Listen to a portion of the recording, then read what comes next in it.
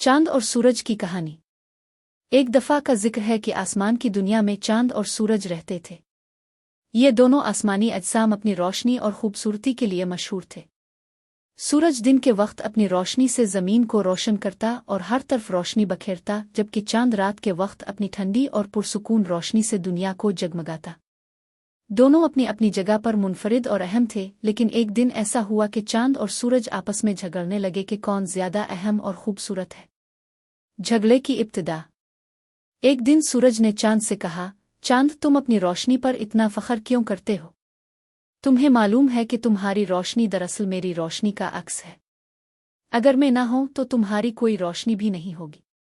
चांद ने गुस्से से जवाब दिया, सूरज, तुम्हारी रोशनी बहुत तेज और गर्म होती है, जिससे लोग थक जाते हैं, लेकिन मेरी रोशनी नर्म और ठंडी होती है, जो सबको सुकून देती है।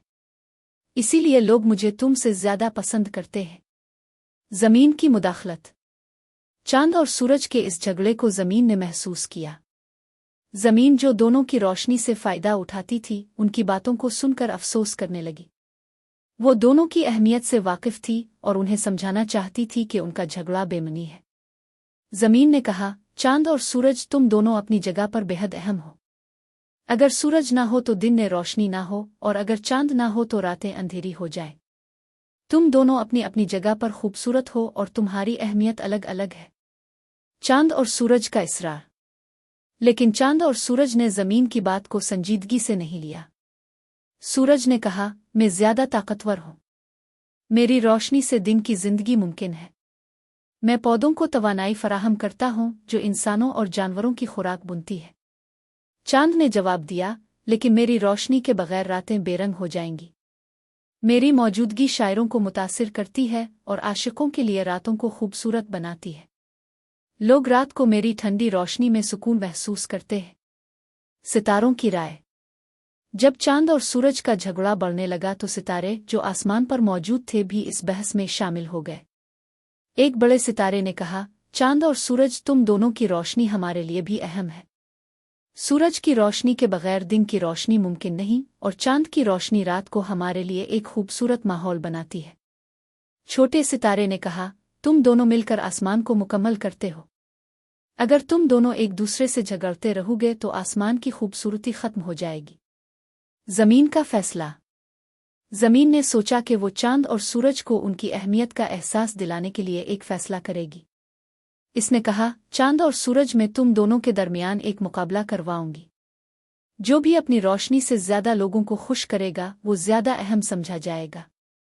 चांद और सूरज ने इस फैसले को कबूल किया और अपने अपने वक्त पर लोगों के दिल जीतने की कोशिश करने लगे। सूरज की बारी। पहले सूरज ने अपनी बारी ली। सुबह के वक्त इसने अपनी रोशनी से दुनिया को रोशन किया। लोग उठकर अपने कामों में मसरूफ हो गए। किसानों ने खेतों में काम किया, बच्चे खेलने लगे और हर तरफ जिंदगी की गहमा गहमी फैल गई।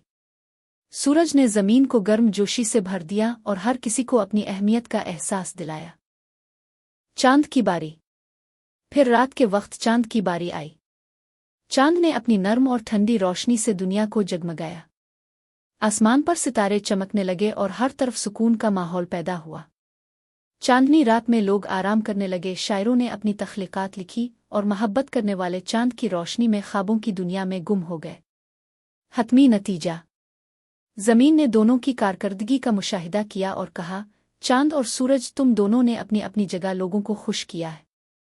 सूरज ने दिन में जिंदगी की रौनक बढ़ाई और चांद ने रात में सुकून का माहौल पैदा किया।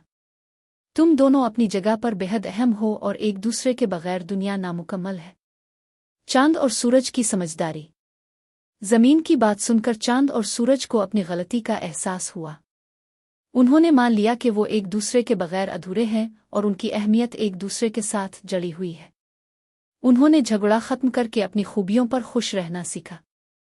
सबक। इस कहानी से हमें ये सबक मिलता है कि हर किसी की अपनी एक अलग खूबी होती है। हमें अपनी खूबियों पर खुश रहना चाहिए और दूसरों की अहमियत को भी तस्लीम करना चाहिए। दूसरों के साथ मुकाबला करने के बजाय हमें एक दूसरे की कदर करनी चाहिए, ताकि हम मिलकर एक खूबसूरत दुनिया बना सकें।